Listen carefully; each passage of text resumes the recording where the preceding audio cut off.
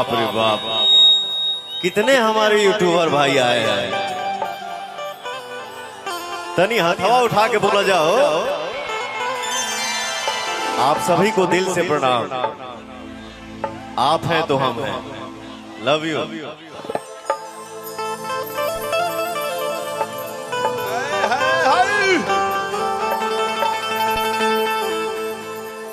हमारे भोजपुरी दुनिया का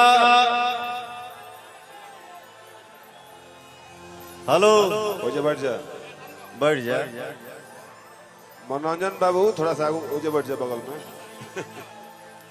हमार भोजपुरी दुनिया के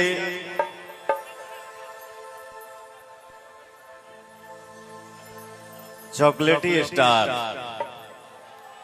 रॉक स्टार, स्टाइल तुम देते हो। हमसे थोड़ा सा ही जूनियर है जिसका नाम है कल्लू। 6 महीना छोटा है।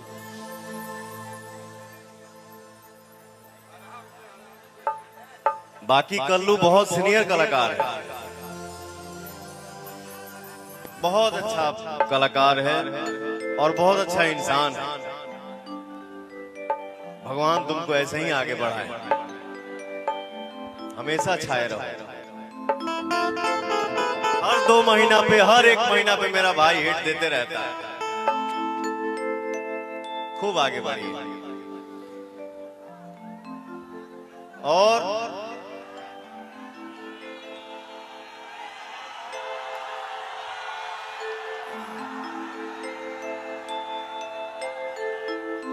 जिसको एक भजन